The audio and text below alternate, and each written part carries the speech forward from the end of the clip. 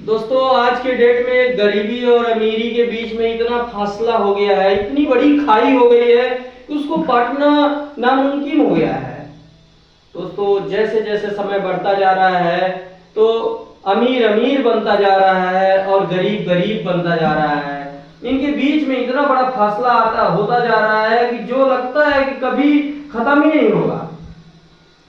दोस्तों ठीक है, हम गरीब हैं तो कोई बात नहीं है, हमारे गरीब का इतना भी मजाक मत उड़ाइए कि हम उससे गरीबी से कम और आपसे ज्यादा परेशान हो जाएं। दोस्तों आज के डेट में कोई भी चीज आप खरीदने गए या फिर कहीं भी गए तो आप सेम प्राइस दे रहे हैं, उतना ही प्राइस दे रहे हैं, तो आपको वही सामान बोल दिए कि नहीं है। लेकिन कोई दादा बाबू या फिर कोई बड़ा आदमी गया तो वही सामान सेम प्राइस में ही दे दिया गया आपकी आंखों के सामने।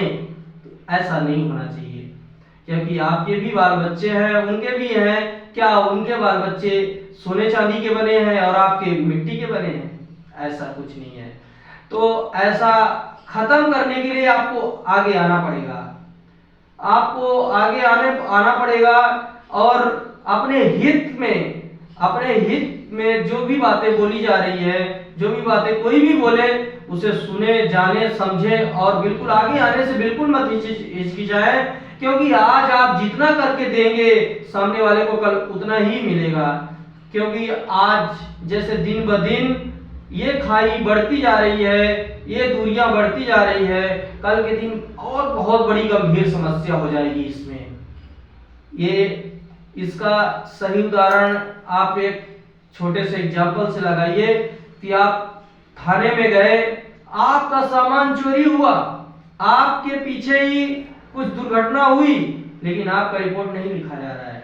कोई बड़ा आदमी आया और उसका नहीं भी है, फिर भी उसका रिपोर्ट लिखा जा रहा है। ऐसा नहीं होना चाहिए।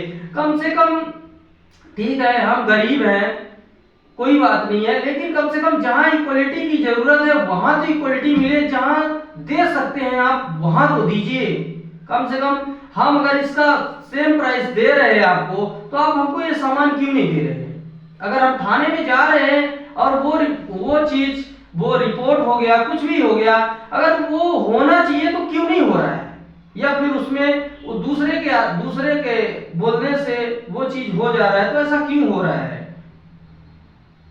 आप हमें भी शान से जीने दीजिए। इस गरीबी में बहुत मजा है, लेकिन जब लोग परेशान कर देते हैं तो फिर वही चीज दिक्कत बन जाती है। दोस्तों एक वोट की कीमत आपकी भी उतनी ही है और प्रधानमंत्री की भी उतनी है, मुख्यमंत्री की भी उतनी ही है, लेकिन वैल्यू पावर देखिए ना कितना अलग अलग है। तो इसलिए सरकारों को भी इसमें ध्यान देना चाहिए, क्योंकि ये सब चीजें धीरे धीरे करके जैसे आई हैं, धीरे धीरे करके खाई जैसे इतनी बड़ी बनी है, जितना ये डिस्टेंस बना है, दूरी बनी है, उतना ही धीरे धीरे करके ये खत्म भी होगा। आप सोचो कि एक दिन में खत्म हो जाएगा तो नहीं होगा।